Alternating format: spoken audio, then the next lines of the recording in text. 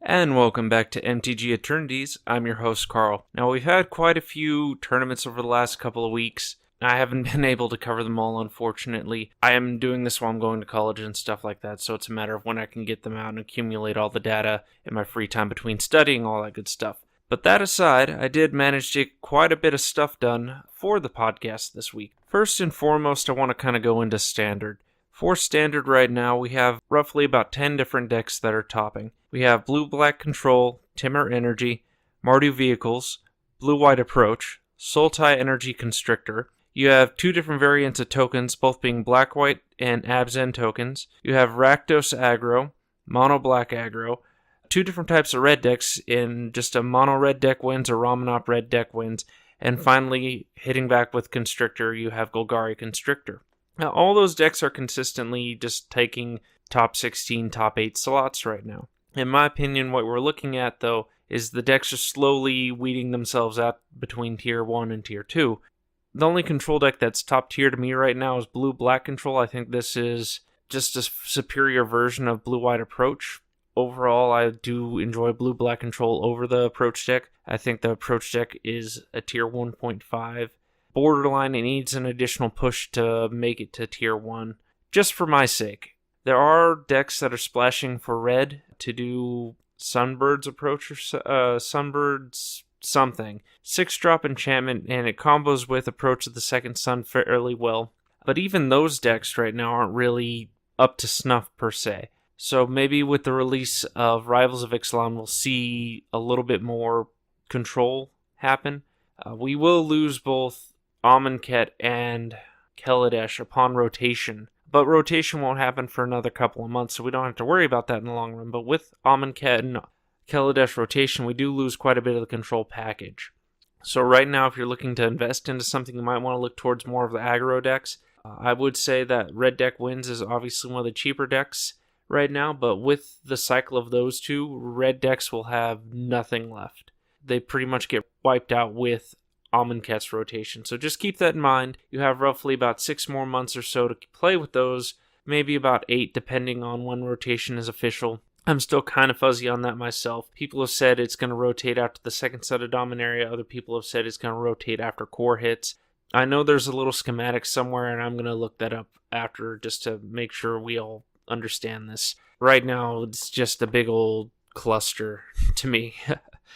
But moving on, we do have at least 8 different aggro decks in format right now. I mentioned those earlier. And to me, the two top aggro decks are you have Timur Energy and Ramanop Red. I think those are solidly Tier 1 aggro decks. When you look at all the other aggro decks we have, Mardu Vehicles is making a comeback. Sultai Energy is still around. You have Rakdos Aggro, Mono Black Aggro. All those other decks are topping, but they're not being as consistent as, say, Red Deck Wins or Ramanop Red, whatever you want to call it, and Timur Energy. Most of the time you're seeing Timur Energy, Blue-Black Control, and Ramanop Red consistently in that top Tier 1 spot in Standard. At least they're showing up. So right now I think our Tier 1 decks have been, as officially as last week, have finally been established as Timur Energy, Red Deck Wins, and Blue-Black Control. I think those will be the 3 boogeymen for the format. Maybe some slight variations here or there, but I think those 3 are the decks that people need to start looking at to be prepared for. You do have Vehicles, again, as I mentioned, making a comeback, and that was the boogeyman of its day before a bunch of bannings happened, before rotation happened, and it's still a competitive deck, so it might still be something to look out for, but it's not per se something compared to Blue-Black Control, compared to Ramanop Red, compared to Timur Energy. I think those decks are the most consistent right now. I think there was a tournament where Timur Energy had 3 showings in top 8, and that's not including the several other standard tournaments that we've had over this time. But that aside, it's still a young format that are decks that can make adjustments and further themselves along and make it into that Tier 1 status that we have with Blue-Black Control, Ramanop Red, Timur Energy. Those decks are consistent right now, but, and it's a big but, people are still coming out with decks. It's only 2-3 weeks in to the new standard format. And granted, these decks, I believe, have now solidified themselves as the top. It doesn't mean that there can't be another top deck to make it in there. Approach the Second Sun's a Tier 1.5 to me. God Pharaoh's Gift's a solid Tier 2. You have Mono Black aggro, you have Rakdos aggro coming in at solid tier 1.5s. It just takes somebody to make that final adjustment for them to be all the way there, to me. And people, it could just be a matter of a great pilot. It could just be a matter of a slight variation in sideboard right now. There's still time for those decks to make it into tier 1 status. As I mentioned before on the show, currently I'm personally doing blue-black control or Dimir control, depending on what you want to call it. My variation seems to be doing rather well in FNM so far, rather well in playtesting so far with other people. I'm happy with the deck as it is. I'm still making a few adjustments here or there, but overall it seems rather solid, at least to me. I do think that there are some things that, for example, blue-black can improve on. I think there needs to be some bounce spells to just return permanents that you can't deal with, like enchantments and stuff like that, that don't turn into lands, obviously. There are just little things here or there that just need to be dealt with in blue-black control, and that's not to say that all decks can be made improved on. Timber Energy can be made improvements to. Red deck wins all sorts of decks, so it's just a matter of whether or not you want to try to make your variations work and how your variation does in major tournaments, say like at one of the Star City Games tournaments, Channel Fireball tournaments, or any other big tournaments that you want to take it to. Even at your local FNM, you make small adjustments to deal with the local meta. So just because one thing works for now or one thing doesn't work for now, doesn't mean that it won't work in the future when you make the changes that are necessary for it. But that's my current thought on the standard environment right now. I think it's in a very healthy spot. You have several control decks out there. You have quite a few dozen aggro decks out there. And then you have, in theory, people say it's a control deck. I still think that Approach to the Second Song classifies itself as a combo. But that's just my thought on it. It's a self-contained combo. So, and again, it depends on what variant you run. But I did call it. I did say Wizards would allow a 7-drop combo piece in standard, and Approach to the Second Sun does seem to fit that bill, so I will take pride in calling that one just a little bit. Now, where I want to focus a lot on today actually is the modern environment. There has been a lot of shakeups in the modern environment recently, and granted, that's not because of a banning in modern or banning somewhere else that people suspected would happen. I had people say that there was a banning that was going to be taking place. Everyone thinks that Death Shadow is going to get banned. Everyone thinks that other cards in Modern are going to get banned. And right now, each format, I think, is at a healthy point. We don't need to ban anything currently, and I don't think there will be a banning at least until Rivals comes out, because then that might occur and we'll see something that might need to get banned. But for now, every format, I think, is in a healthy spot. But that being said, like I mentioned before, Modern is in an incredibly healthy spot, and we're starting to see massive variants pop up, and old decks make a resurgence. Now, the first deck I want to talk about is something I mentioned earlier this year, and that's Merfolk. With Ixalan's release, Merfolk got an additional boost, a boost that it's kind of needed for a little while, and that's the additional Merfolk. So, the first heavy hitter that came out with Ixalan was Kapala, Warden of Waves. Now, if you don't know what that does, it's a 3-drop, 2/2, and whenever a Merfolk is targeted, your opponent has to pay an additional 2 to target it. 2 colorless, obviously, but so if they want to Lightning Bolt one of your Merfolk, they have to pay 3 to Lightning Bolt. So it doesn't feel good, is what I'm saying. If they want a Path or if they want a Fatal Push, they have to pay 3 for it. It effectively makes all targeting spells a Trinisphere, is what I'm saying. This would also go double for pump spells. I don't know why your opponent would pump your creatures, but if for whatever reason there's a benefit to that works for those as well. Now, Kapala kind of has replaced Kira the Great Glass Spinner in the main board.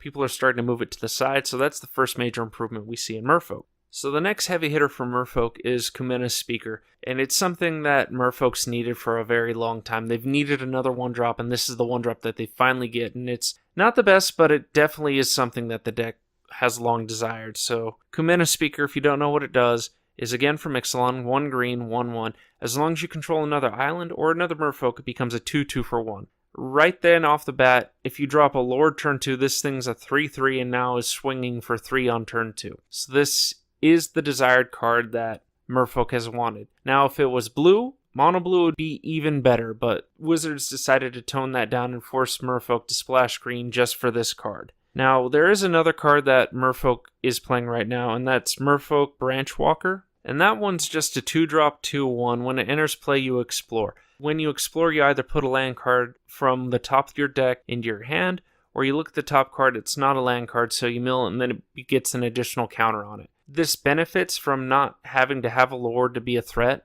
At the same time, I feel like this was kind of just thrown into the Merfolk deck. Personally, I think that this card will get replaced upon Rivals of Ixalan. I think there's going to be a better 2-drop out of there that's just going to fit just a tad bit better than this. But I see why this is useful. It gives you information. It puts an additional land into your hand if you need it. And if you don't want the card on top of your deck, let's say it's an Aether Vial turn 4 for whatever reason, you generally don't want that, so maybe you want to mill that into your grave, put a counter on this thing, and start digging a little bit deeper for more Lords or more answers. So with the addition of Kopala Warden of Waves, Kumena Speaker, and Merfolk Branchwalker, Merfolk has found itself new energy and is now starting to top a little bit more. It's pushed itself away from the tier 2 status that Merfolk has been for quite some time in Modern, and it's starting to work its way up towards a tier 1.5, almost a tier 1. If it consistently tops as it has been lately, I would consider it more along the lines of tier 1, but for right now I think it's a solid tier 1.5. You should expect to play against at least one Merfolk deck when in a major tournament. I'm not saying you necessarily have to have sideboard for it, because most decks I think are suited to go against Merfolk currently. But that being said, it's just something to keep in mind. Expect to at least play against one Merfolk deck. Another deck I want to kind of hit on is Infect, and that's a name I haven't mentioned, at least in the top 8 reference, in any tournament in quite some time. Infect kind of died when Get Probe was banned and people decided not to play it, thinking it's too slow. Well, over the last couple of weeks, we've seen Infect top 16, top 8 tournaments, and that's just for 2 weeks. I think people are still playing around with lists, realizing Infect's still a good list, especially in the meta we have for Modern right now. That being said, there haven't been any additions to Infect. Obviously, you can't add any creatures. There haven't been any new Infect creatures printed. I think that's almost exclusively a Mirrodin thing, or if for whatever reason the Phyrexias move off of Mirrodin and decide to go corrupt into the plane, then we might see Infect come back. And then we might get even more Infect creatures. I believe that's like a 2 or a 3 on the Storm count. So we expect Infect back, folks. Eventually it will come back. But that being said, the deck's not running any new creatures. The deck's not running any new pump spells. It's not running any new removal. It's just an Infect build as is, and it's pumping for the win. So I don't know if Infect's just catching people off, or if it's still just one of those really good decks. I think it's a little bit of both. People don't expect Infect. They're not really prepared for it right now. It's catching people off, and Infect's still a good deck. Now, where I sit on the Infect thing is, I would love to see the Infect decks run op. It makes for the deck very well. Yes, you don't get information, but you get to scry one, dig for a pump spell. If that's not what you want, put it to the bottom of the deck, draw a card. It's an instant, so you could fuel delve with it. It's instant, so you can hold up a blue mana for it if you need to and just scry stuff away that you don't want, especially if it's land. I think Opt is a very good place for Infect. It's obviously not the best substitute for Probe, but it works and fills the slot nicely. We have had 2 Infect decks top 8 or top 16 in the last couple of weeks, so just keep that in mind, that it's something you might want to pay attention to. I've actually put together my old Infect deck, and I'm currently testing out the Opt idea. I'm testing out little different builds I want to try, and I'll let you guys know in my local meta how Infect does, or how Infect will do. Again, I'm planning on going to Oklahoma when that happens in December, and I'm looking forward to it. If Infect continuously does well for me, I think that's probably going to be the deck I play. And if it doesn't, I'll switch to Affinity, or I'll switch to something a bit more mainstream that I know works rather well. Now, it is important to note that I believe Infect has topped recently at 2 Star City events, and that's obviously Star City has its own thing, and Star City has its own meta, so that's also something to keep in mind. But that's just a note. I don't think it's top 8 on MTGO. I can't really say it's top 8 at a Channel Fireball to my knowledge yet, and that is the big key word there. But it's only a matter of time, I think, before we see Infect make a rather large comeback. And once Infect becomes in Standard once again, whether we go back to Mirrodin a third time, or we go to a new plane that the Phyrexians have found a way to, or have touched in the past that just so happens to have Infect, then by all means, I welcome it, because God knows Infect could use more variety than just blue-green. Now, I will say that I'm surprised that the top 8 list did not use Botanical Sanctum per se. They're just using a bunch of fetch lands. They're using stuff like that. I'm personally a fan of using Botanical Sanctum, but I know why they did it. They're fueling Delve that way with more fetch lands. But with the meta as it currently is, I'm not 100% behind just using fetch lands to fuel Delve along with pump spells. I'd like to have Botanical Sanctum in there just for the better burn matchup and stuff like that. But that all comes down to variance and how you prefer to play the deck. Just because one person plays the deck one way doesn't necessarily mean you have to play it that way. It's recommended that you experiment with builds that you're comfortable with. You don't have to copy a pro's list word for word, especially if you don't agree with one card. Let's say a pro list is running, I don't know, they're doing Dimir in Standard, and for whatever reason, they're running a card that you don't feel is right, like Lost Legacy or something like that. It doesn't mean you can't replace it with a Kitesail Freebooter, or you can't replace it with another Duress or something like that. You don't have to copy a list from a pro word for word, especially considering other people have already seen that list and they're prepping their list against that pro's list, so they might even be prepared for your list already. Variance helps, especially in Modern, especially in Standard, especially in Legacy. But that also kind of segues in right into the next deck I want to talk about, actually. The next two decks are variants, and that's just something you got to keep in mind. Just because a deck's consistently top 8ing doesn't mean it's always going to be there, and these two decks are examples of that. And the first one I want to talk about is Green-Red Ponzo. Now, if you're not familiar with the deck, it is effectively green-red. It's ramping into Primeval Titan, or it's ramping into Inferno Titan. And the purpose of the deck is to ramp into these big creatures, all the while playing spells to destroy your lands to keep you down. So the Green-Red Ponzo deck that I saw that top ran 21 lands. You're running 9 forests, 1 mountain, 3 stomping grounds, and then 4 windswept heath, 4 wooded foothill, just for the additional fetch and consistency.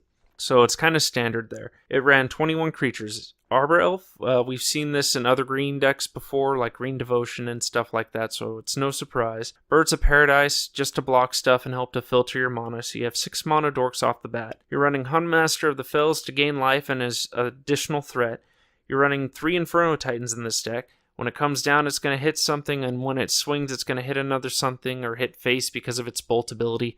And the fire breathing is just a nice thing on top of it. Obstinate Baloth is just there to gain life should your opponent run Thoughtseize or stuff like that, because you're not going to have a hand a lot of the time. It's a quick, I'm going to lay down my hand deck. Pia and Kira Nilar, again, more removal. They come in with Thopters, and it's just a great finisher. Stormbreath Dragon, we've seen this in Scred Red before, and Stormbreath Dragon making into this list just shows you the strength of Stormbreath Dragon as a creature. Just protection from white makes Stormbreath insane. It can't be path. That's more than enough for me to play it. And whenever my opponent has more than enough cards in their hand, I'm going to make this thing monstrous, hit for more damage because of its ability, and then swing for 7. Stormbreath Dragon, All-Star. If we go back to Theros, I hope they reprint this card in Standard. It's running a 1 of Thrund, the Last Troll, and I mentioned this on my last podcast that Settle the Wreckage deals with Thrund, and Settle the Wreckage will obviously deal with a lot of this deck as well. But Thrund is just another powerhouse that won't get reprinted anytime soon. Just a solid overall. If you have the mana up, he's unkillable. And then the last card in the deck is a 3 of Tireless Tracker, just for additional card draw. And then when you get the threats late game, you can sacrifice clues, draw cards with the clues, if he survives, obviously, and then he becomes a threat. The package overall for the Green-Red Ponzo deck is looking very solid. It's a lot of 4-drops, 4-drop intensive, but once you get beyond that slot, it's just easy sailing. So the instants and sorceries are as follows. You're running, and I'm sorry, I cannot pronounce this word for the life of me, but it's Mavali, I think. I'm just going to call it Acid Moss. It's a 4-drop sorcery. You destroy target land when you play it, and then you search your deck for a forest and put it into play tap. So the key word there is forest. It doesn't say basic forest if I'm not mistaken, so you can get a Stomping Grounds if you want to and put it into play. Very good card, 25 cents right now, hard to find.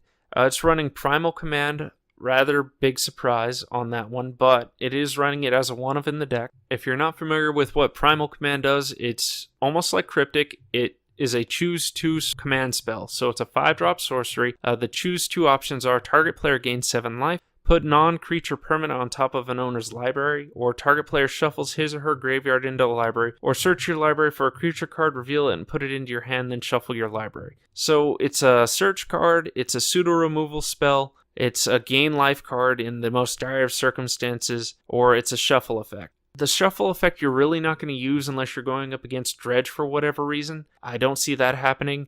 The 7 life is very useful, especially in the late game, but more often than not, I'm thinking they're using this to put a target permanent on top of their library, so they're going to effectively pseudo-wasteland something. I'm going to put a land that you have on the field on top of the library, or a planeswalker, artifact, something that you get use out of, but now it's becoming annoying, or I want to time walk you, so that's up there. Or I'm going to search my deck for a Primeval Titan, Inferno Titan, something just to end the game. And those are typically the options with Primal Command. I think the command itself is at 86 cents right now. It's not going to see Cryptic Command prices, but it's just something that's there. And then the final card, instant and sorcery-wise in this deck, is Stone Rain. A card that we've seen many times before, and it's just another land hate card. It's a 3-drop sorcery, destroy target land. Plain and simple. It's partially the reason why this deck splashes red outside of Inferno Titan. It's just there to hate on more lands that you don't want to see. It deals with Tron very well. It deals with other cards you don't want to see. It'll deal with the flip lands should any of them make Modern from Ixalan. So it's a very good deck, and it's a very solid matchup, I would say, against Tron. The 4 other spells that this deck is utilizing are as follows. So it's using 4 of Blood Moon, so you're seeing that this deck as a whole is just hating on lands. If you're playing non-basic lands, then you're not going to have a good time against this deck, especially with the 4 of Blood Moon main. It's using 2 of Chandra, Torch of Defiance. It's just an additional 4-drop there to win the day if it needs it. It's using a 1 of Nissa, Voice of Zendikar. I think she's not expensive right now. She's right about at $4, give or take, 4, maybe 5. Not going to make a huge headway in Modern, but I'm investing into her a little bit. I got a couple of play sets already, just in case, for whatever reason, she spikes to Liliana prices. If she ever spikes to $70, I'm going to be in shock, but if she spikes to $20 or $30, I've already made my money back, so I'm not worried. And then the last card in this deck is Utopia Sprawls.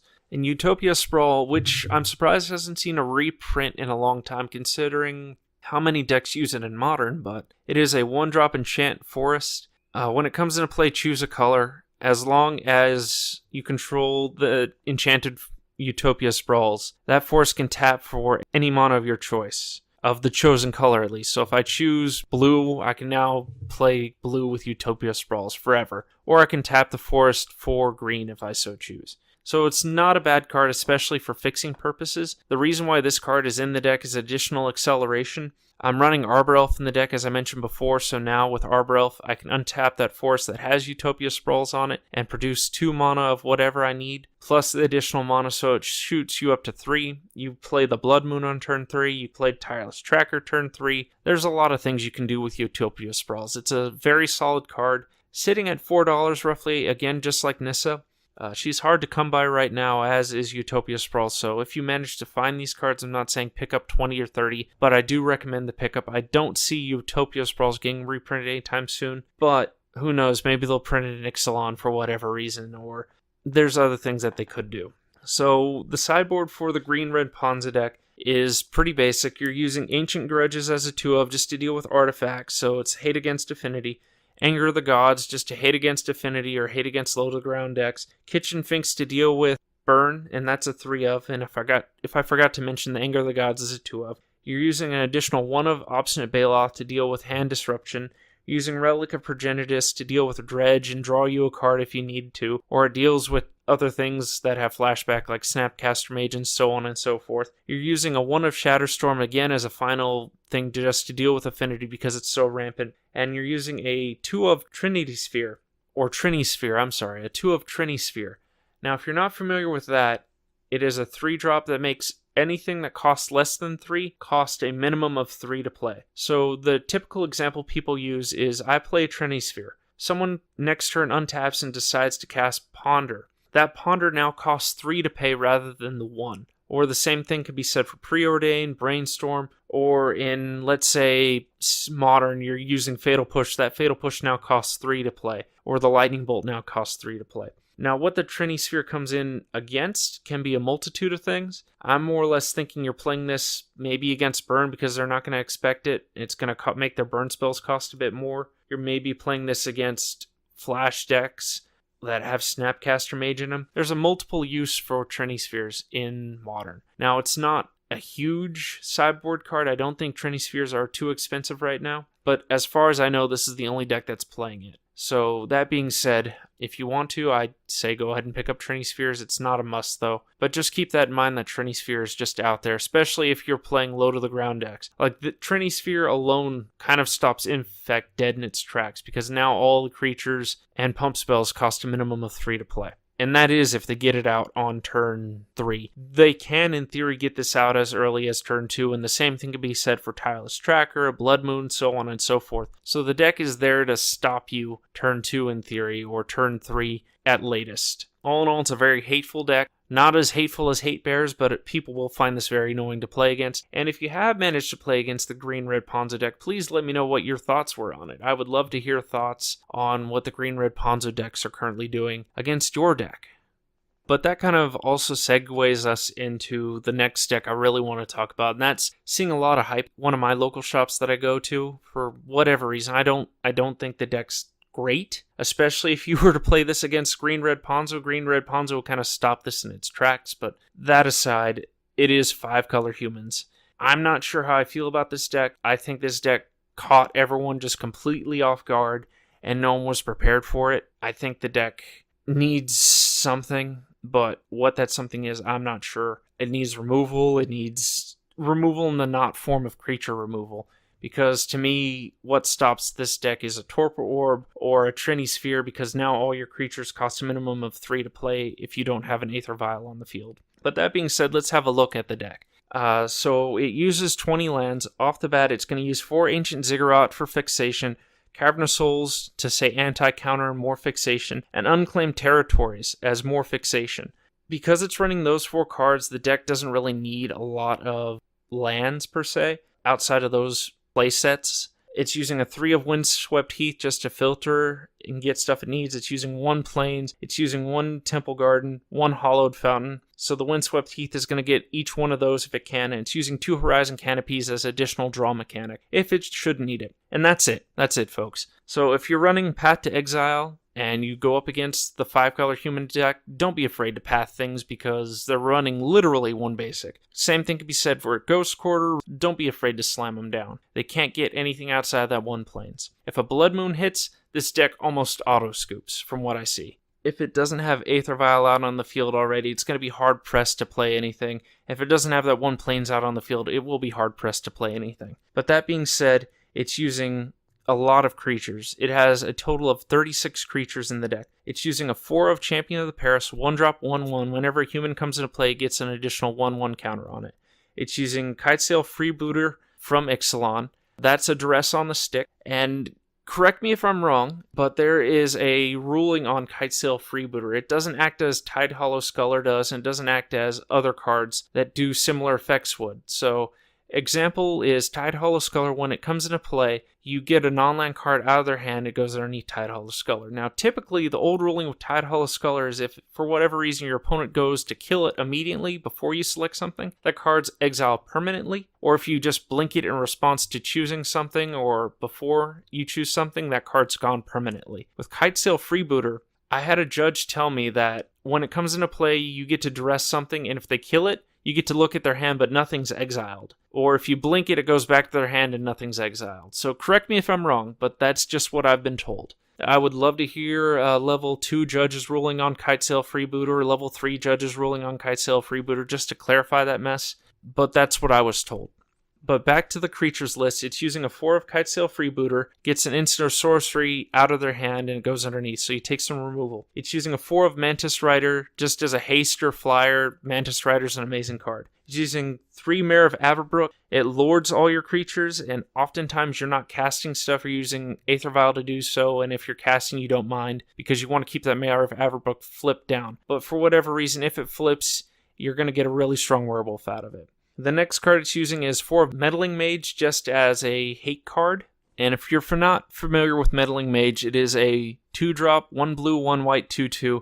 When it comes into play, name a non-land card, and that non-land card cannot be played. So typically, when Meddling Mage comes in, you're going to name something that you know your opponent's playing. So you're naming Path to Exile, Anger of the Gods, Sweltering Suns, Wrath of God, whatever you're playing against form of removal. Or if they're running a lot of like hate or whatever, like let's say you're going up against a Lantern control deck, you're going to name Ensnaring Bridge or something like that, just so they can't play it. And that being said, Meddling Mage is more than often than not the card that's probably going to win you the game, because now they have this dead card in their hand that they can't do anything with. You're also playing a 4 of Noble Hierarch in this deck as a way to get in the good beats, as more fixation, because Noble Hierarch effectively counts as a 4th land slot. So now you're playing kind of 24 lands. The Exert is great, making your creatures stronger. You're running a 3 of Reflector Mage to say more hate. So typically you can go Reflector Mage, bounce a creature that's annoying back to their hand, play Meddling Mage, name that creature. My example would be drop Reflector Mage, bounce a Master of Ethereum back to Affinity's hand, drop a Meddling Mage, name Master of Ethereum. Now they can't ever play Master of Ethereum again. Now Master of Ethereum's a dead card in their hand. It's kind of a 2-for-1, but at the same time, it's one of those 2-for-1s that does not feel good in the slightest. They're also running a 4 of Thalia's Lieutenant, which pseudo-lords everything. It's going to pump every human on the field with a +1/+1 counter. If you have Champion of the Parish on the field, it's going to get 2 counters on it because of its own trigger and Thalia's Lieutenant's trigger. And then whenever you play another human after that, Thalia's Lieutenant's just going to get bigger. Finally, to kind of round out the creatures, it's running a 4 of Thalia, Guardian of Thraben, just as a hate bear. And that's the one where they can't cast non-creature spells unless they pay an additional 1 to cast a non-creature spell. And they're running a 2 of Thalia, Heretic Cursar, which is just a creatures interplay tapped and non-basic lands interplay tapped. So it's another hate creature. And now, as official ruling, you can play them both at the same time and not have to worry about things. And that's literally going to round out their main board creature package. The last card in this deck is a 4 of Aether Vial. And the Aether Vial is necessary for this deck, especially if it wants to flash things in, because now it's flashing Meddling Mage in turn 2, it's flashing Meddling Mage in whenever it wants, or it's flashing in Reflector Mage whenever it wants, or whatever card it needs at that given time, it's going to be flashed in because of Aether Vial. That being said, there are quite a few things that this deck is missing. If you notice, it's not running any form of removal. It's not running a lot of basics, so that's a way you can disrupt this deck as a whole. We want to look towards the sideboard right now, and the sideboard is literally, again, 15 creatures. It's running a 1 of Anafenza the Foremost. This is gonna just stop Dredge in its tracks. It's running Aethersworn Canadas, which is not a human, mind you, but it's a way to stop Storm, and it's a way to stop non-artifact decks, should the need arise. It's running a 2 of Fiend Hunter just as a way to hit creatures. It's running Is It Static Caster just as a way to deal with tokens. It deals with Affinity. It deals with a multitude of things. It'll deal with Infect if they so choose. It's running a 1 of Mirror Crusader, again, just deals with Dredge, and Mirror Crusader is just a great finisher. 1 more additional Reflector Mage should they need it. It's running 2 Tireless Trackers should they need to draw cards and have a late game threat. It's running a 2 of, again, I'm going to have a hard time pronouncing this name, but Vinith Renegades, I think. And that is just a way to deal with artifacts, just deals with Affinity, deals with Chalice if they need to deal with Chalice. And finally, it's running a 2 of Xanthrid Necromancer, and that's the one where if a creature you control dies, it produces a 2/2 zombie. So that's going to come in against a lot of hate decks that just have spot removal rather than massive board removal. I have a huge problem with this deck. I don't think this deck should be topping. I think this deck came out of nowhere. I don't think this deck will keep topping, especially if Blood Moon's a thing. This deck doesn't have a way to deal with Blood Moon. This deck doesn't have a way to deal with land hate. If you want to invest in this deck, outside of the Cavern of Souls, it's relatively cheap.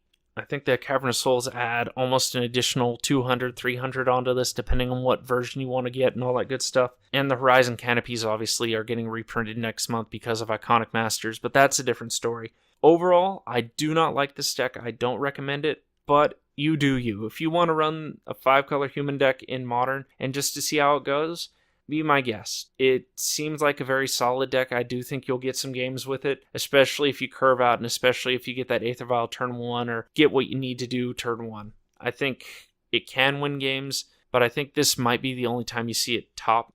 I'm not going to complain. Ironically enough, for whatever reason, I own most of this in my Jank binder. I think I'm literally just missing the Mares and the Manus Riders, and I'll have like the rest of this deck. One of the few things I'm not proud to mention, but that's the benefit of having a rather substantial Modern collection. You don't have to go out and invest in a lot of things. That's kind of what I wanted to go into this week anyways, is just looking at variants and how variants can take formats unexpectedly, make cards spike up in price that you didn't expect to spike. or bring in new cards to Modern, new decks to Modern that you didn't expect to be there. Next week, we will be focusing a bit more on Standard. I think that's when we'll see the top tier decks officially. After so long, the top tier decks will be there. We'll take a look again at Modern just to see if this variance keeps showing up. We'll see if Infect makes it showing even more so, or other decks that pop up from Ixalan keep showing up. A few more things before I go this week. First off, if you wanted to do the contest is officially over for the giveaway that I was holding. A winner has been found. I'm still working out some details with that person, and I don't want to mention their name quite yet until we have everything set in stone. So maybe pay attention to Twitter if you follow me on Twitter just for that. That's where I'll be announcing the giveaway. I am also starting a blog now. I'm still working out the details with my GoPro and a few other items that I'm using just to record myself. I'm messing around with that. So if you follow me on YouTube, MTG-Eternities, you'll see blogs of me just doing stuff locally, collecting stuff for my Modern decks, play testing, FNM, Modern, that sort of thing. Once I start going to major tournaments, I'll be posting more of that and who I'm going with, pro players that I know, pro players that I meet. If I just so happen to meet other YouTubers, other bloggers, I'll try to get them in on it. So if you're interested in that sort of thing, please do follow me on MTG-Eternities on YouTube, or follow me on Twitter as well, at MTG-Eternities. I'll be making announcements there. On a final note, I would love to hear your guys' thoughts on Green Red Ponzo and 5-color humans. Do you think they'll continue to play some Modern, or do you think they have a place in Modern? If not, let me know. Leave a comment down below on the blog, or leave a comment down below on the YouTube channel, on the podcast channel. Just let me know via Twitter, whatever. I'm always interested in hearing your guys' thoughts on how Modern's doing, how Standard's doing. It's always good to get more opinions, more variants, as I've mentioned before, just to compare notes, just to see if everyone's on the right page or if everyone has different opinions. It's always good to hear stuff like that, especially from you guys. So I'm going to go ahead and leave you guys with that this week. Just remember, all lines of thought are open for all Magic Seekers. This is your host from MTG Eternities, signing out.